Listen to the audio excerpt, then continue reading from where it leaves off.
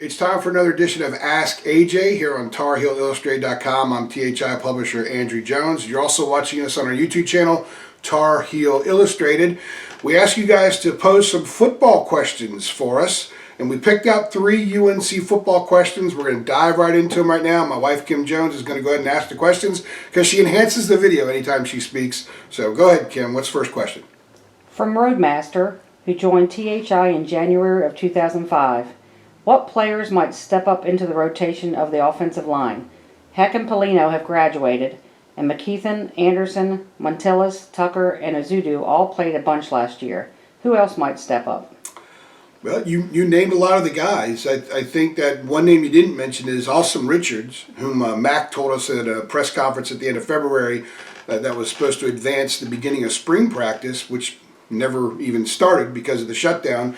He said that Awesome Richards was going to start spring practice as the starting left tackle in place of Charlie Heck. At right tackle is still Jordan Tucker. There was some talk about maybe him moving over, and that could still happen because these things can be rather fluid at times. Guys move around, and sometimes it doesn't work out with one player, or there are certainly injuries. And I think what's most important about this is that this group is a lot more experienced right now than they were a year ago. Stacy Searles and the staff know what they have more now than they did this time a year ago. In fact, after Polino got hurt against Miami and he was out a good chunk of the season, Charlie Heck then missed the Appalachian State game, which was the 4th game of the year.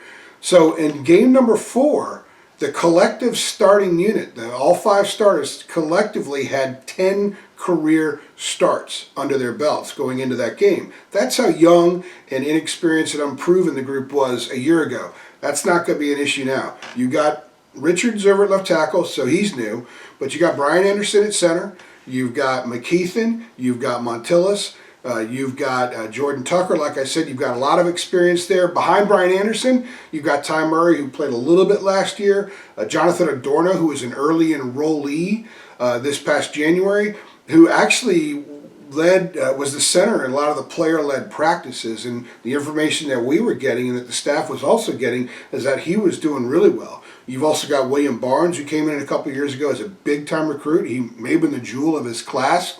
He's had a little bit of issues, getting on the field, but I know that he made some progress, and he's still a factor in this thing. And there are a couple other guys that we got to check to make sure they're still going to be in the future at UNC football, whether they're in the future plans for the Tar Heels. But I think the most important thing right now is that you've got 4 spots that have returning starters, and you've also got some depth there. And I think the staff knows that if they get into the teeth of the season, they're going to have 8 or 9 guys. Azudu played a ton last year. He actually started that game at left tackle that Heck missed. He also started games at guard.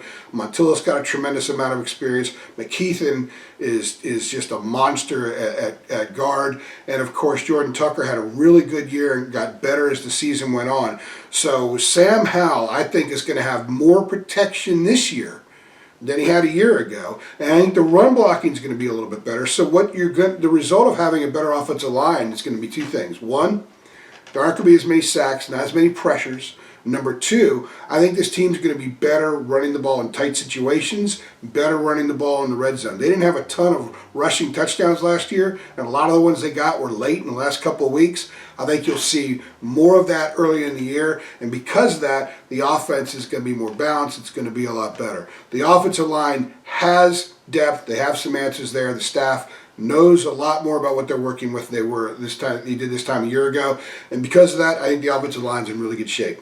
Next question. From Nash Blue, who joined THI in April of 2003. Who is the next most probable RB if UNC goes for another? Well, in the class of 21, with Henderson picking Ohio State last week, we kind of think there's only a couple of options remaining. But keep in mind, before I give those names, DeAndre Boykins is already committed, and he's a running back, but he could play a lot of spots. And he's willing to play anywhere. So when he shows up in Chapel Hill in a little more than a year, unless he's an early enrollee, he's a guy that will play wherever they ask him to play, and he can play a lot of different positions. But let's say right now he's a running back. And let's also remember Caleb Hood is a kid who's such a great athlete. He could end up anywhere as well. Dina King reminded me again earlier today, Caleb Hood could be a running back. I'm not going to try to do her accent because I would never do it justice. But as far as the guys that they may still bring in, there was a time that we didn't think Will Shipley was an option for UNC. He may have been looking at quote-unquote bigger schools.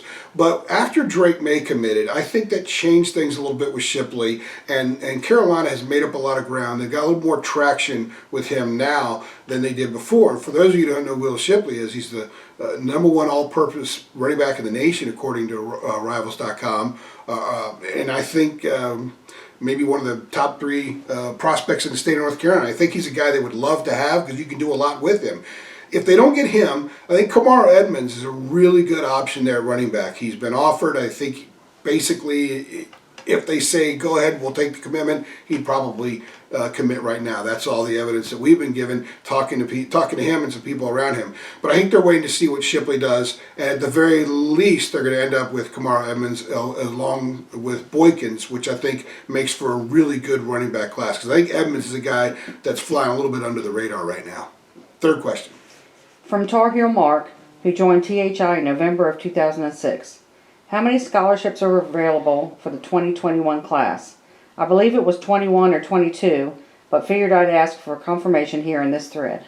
Yeah, they took 25 in the class of 20, and there was some thinking that maybe they were going to go a little bit above that, which would have made the 21 class a little bit smaller, but they didn't. They stayed at 25, and our understanding is they're going to be at about 21 for the class of 2021. And right now they have 11 commitments, and 10 of them are from the state of North Carolina. There's still some big-time players in the state that they would love to bring in as part of that class. So I think 21 is probably the number to look at unless something else happens, but I'm pretty sure that they're going to set it around 21.